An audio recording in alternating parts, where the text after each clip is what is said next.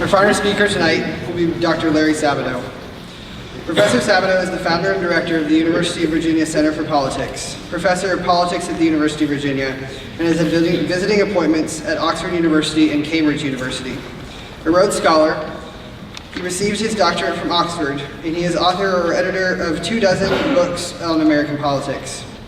In 2013, he won an Emmy Award for his television documentary, Out of Order. Professor Sabato is the director of the Center for Politics Crystal Ball website, a leader in accurately predicting elections since its inception. The site has received recognition from the likes of Pew Research Center and the Pew Charitable Trust Project for Excellence in Journalism, noting that the site came closer to any other of the top 10 potential predictors this cycle, as well as from the Daily Beast, winning a Best Beast Award as one of the top political sites on the web earlier this year. In October 2013, Professor Sabato and the Center for Politics unveiled the Kennedy Half-Century Project. The project consisted of the New York Times best-selling book, The Kennedy Half-Century, a PBS documentary, a massive online course, MOOC, available on Coursera and iTunes U, an app with the complete recordings and transcripts from Daily Plaza 11 to 2263, and a website, www.thekennedyhalfcentury.com. Professor Sabato.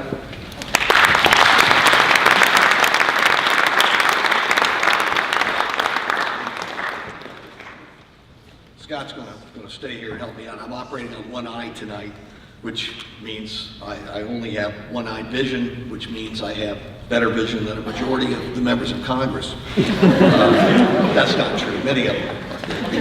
By the way, I really enjoyed those presentations. I learned a lot. Kelsey, I've got to tell you, every time somebody gives a terrific presentation like you did on the universe, frankly, I just want to move to Colorado and take advantage of that new law. I mean, what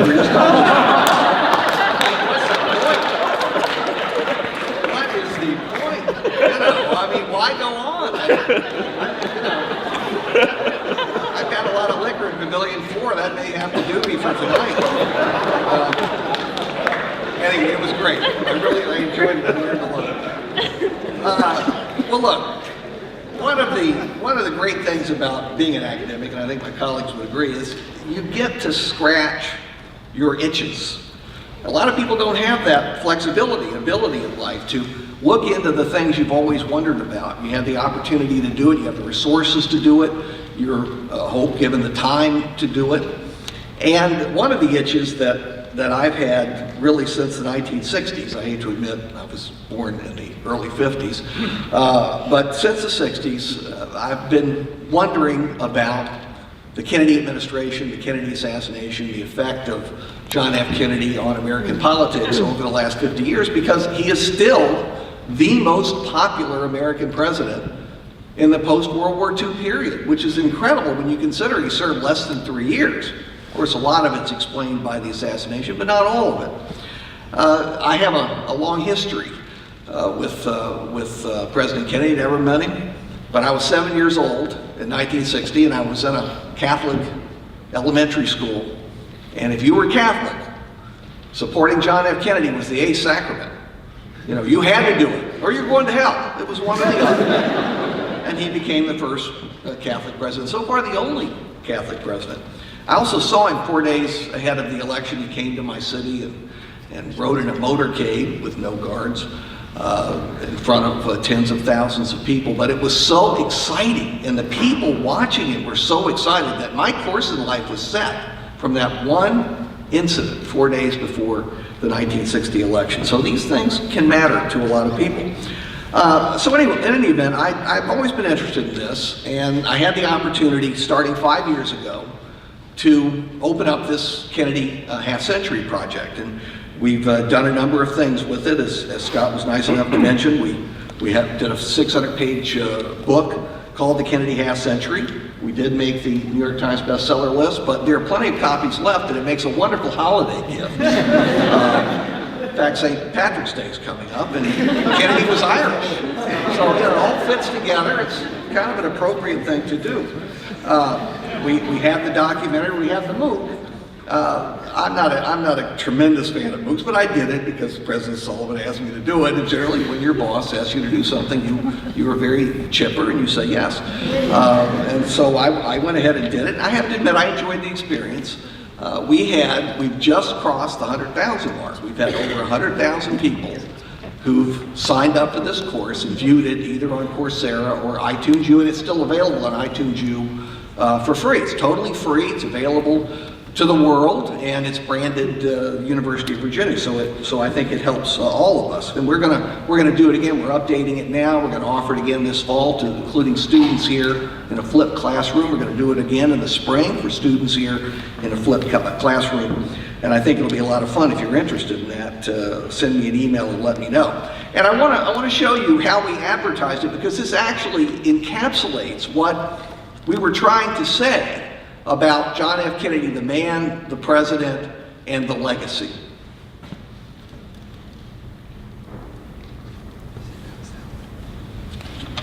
That's it.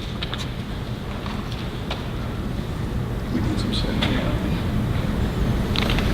It does have sound.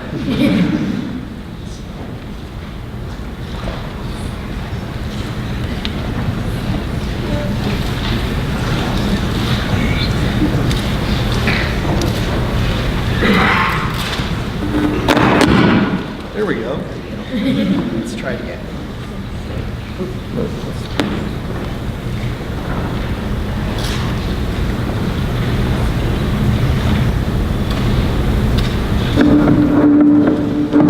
Airport 1 is on final approach now.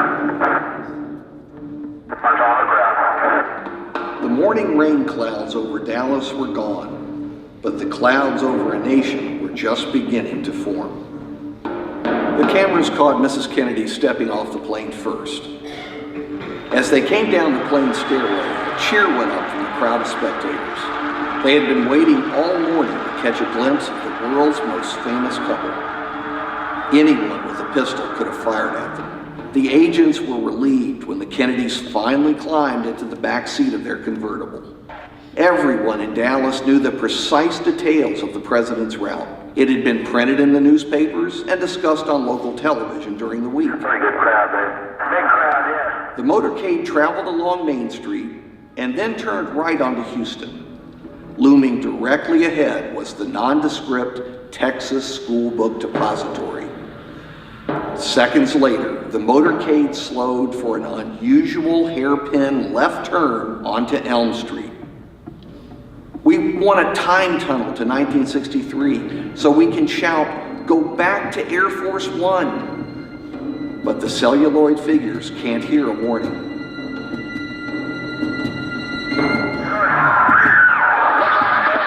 The early reports were confusing.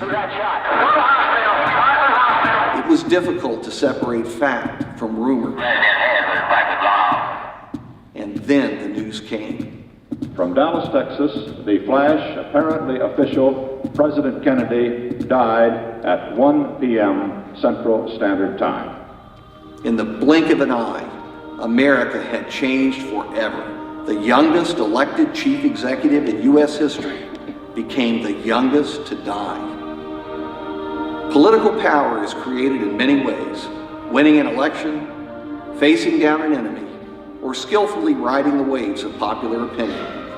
But lasting power is accorded to only a handful of presidents, especially after their death. There is no doubt that John Kennedy is one of the few. The tragedy overwhelmed the public's senses and raised a host of painful questions. Why did it happen? How could it happen?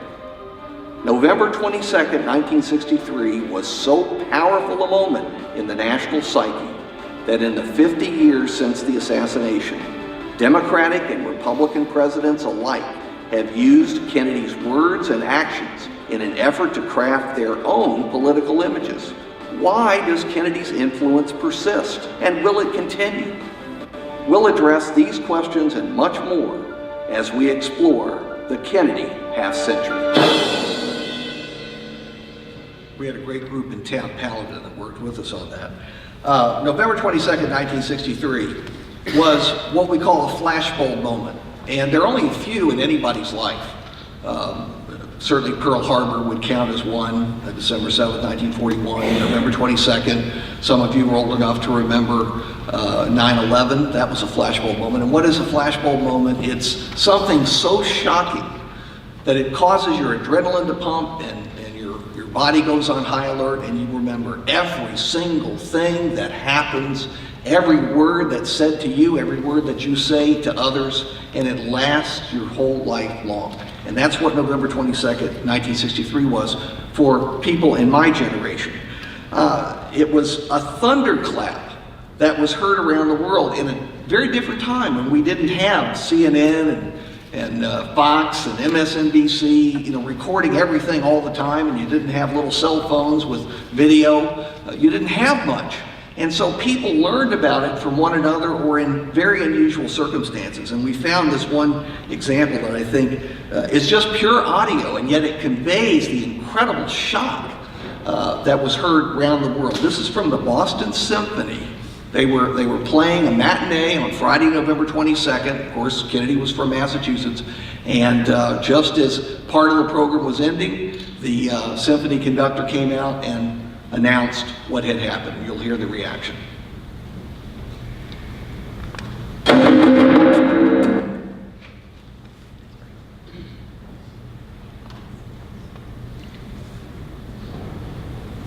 Here is Mr. Leinsdorf.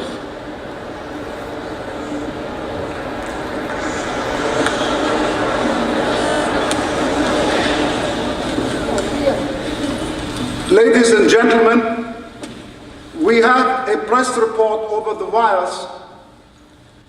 We hope that it is unconfirmed, but we have to doubt it, that the President of the United States has been the victim of an assassination.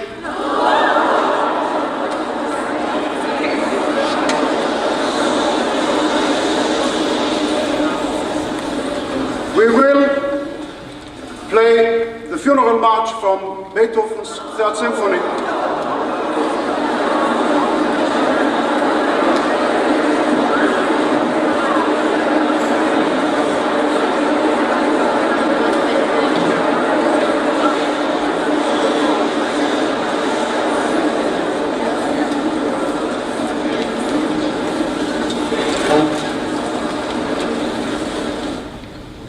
Somehow I think the audio is more powerful than if you had the video attached.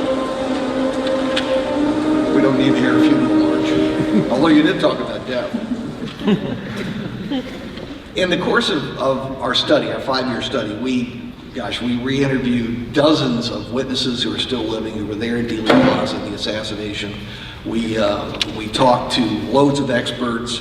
Essentially, we found several things that I think are significant. The first is we opened up new holes in the Warren Commission report that investigated the assassination of President Kennedy, appointed by Lyndon Johnson right after the assassination.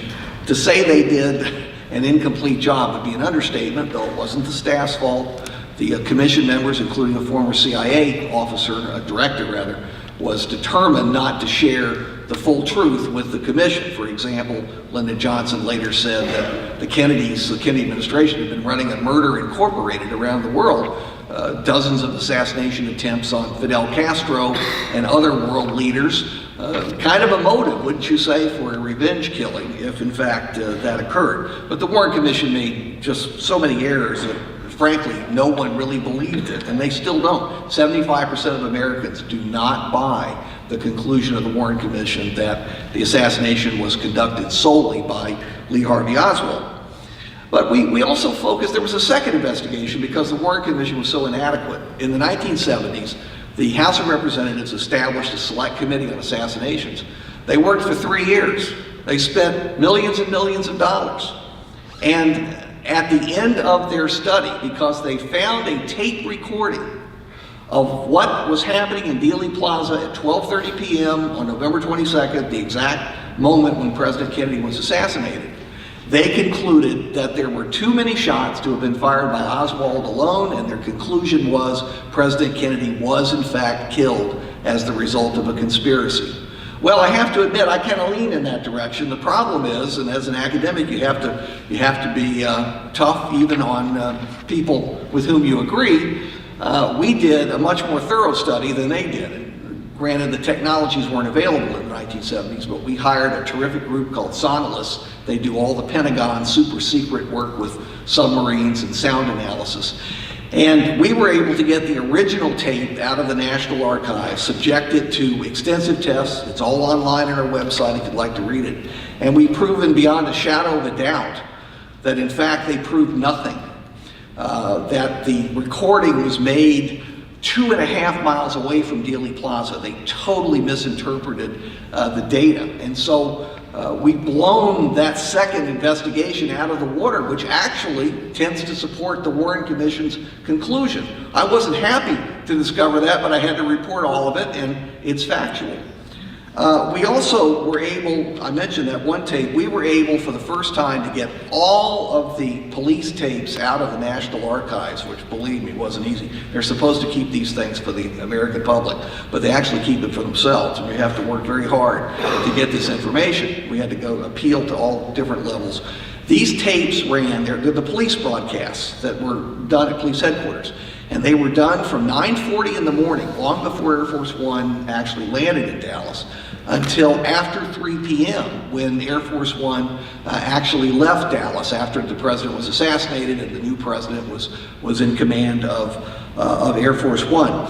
And it is just incredibly powerful. We have put all of this on the Android and Apple platforms. You can literally listen to the whole day. It's a time tunnel to November 22nd, 1963. The new sound analysis has pulled out from those old tapes sentences uttered by police officers and others that have never been heard before. The Warren Commission didn't hear them, and they're very revealing.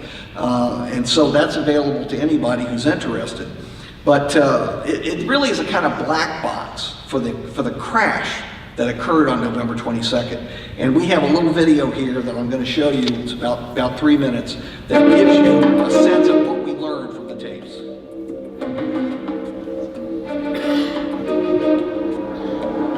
President Kennedy had had more than his share of assassination threats since the 1960 election. In fact, there was a very serious one that could easily have succeeded.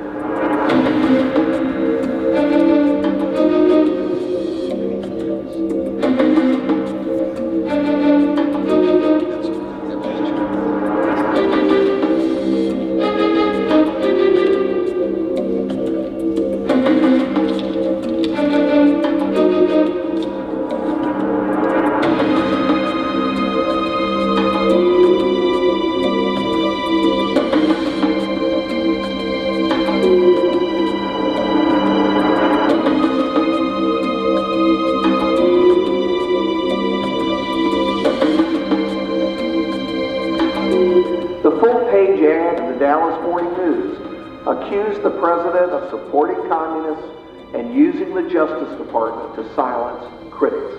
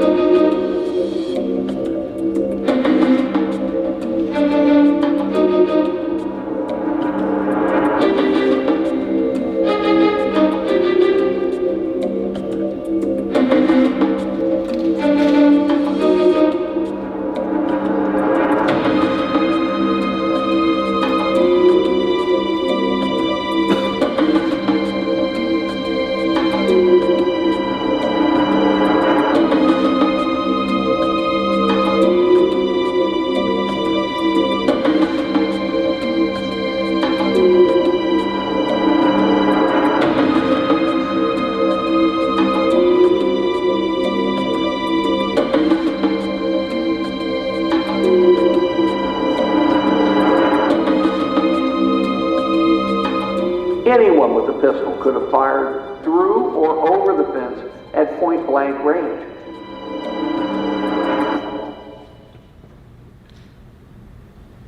And I think that video gives you a sense of how unprotected presidents were back then. Rode in open motorcades, actually stood up in the car, making themselves easy targets. You might think, well, he was surrounded by Secret Service. Dallas on November 22nd, Kennedy passed 200,000 people in the 14 miles between Love Field, the airport, and where he was assassinated. 200,000 people. The total number of Secret Service agents in Dallas, not with the motorcade, but total, including at sites he never got to because he was killed, was 26.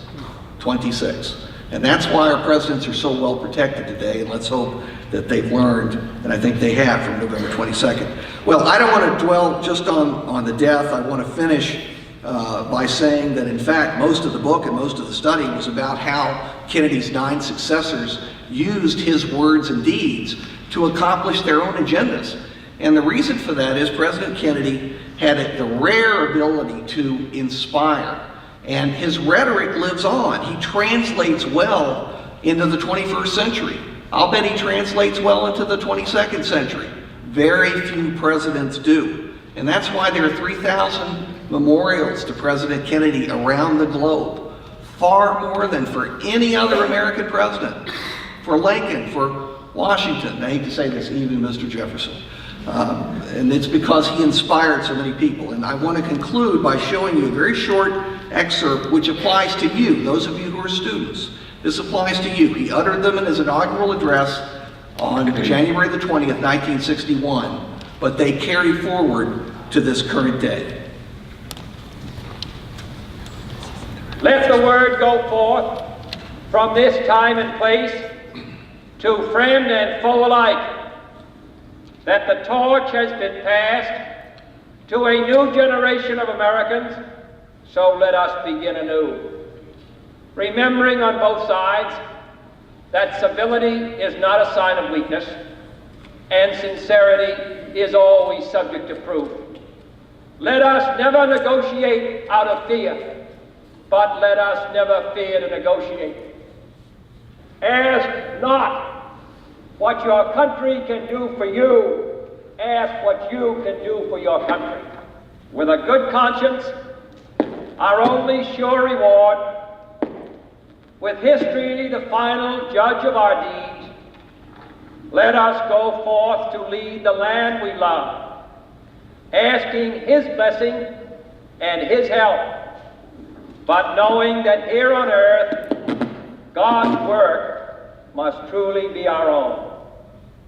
And so we're all on earth for a very short time. What legacy will you leave? It's up to you. The future is not going to take care of itself. You have to make things better. You have to leave a legacy. Praying or hoping for a brighter future usually doesn't work. As President Kennedy said, here on earth, truly, God's work must be our own. Thank you very much.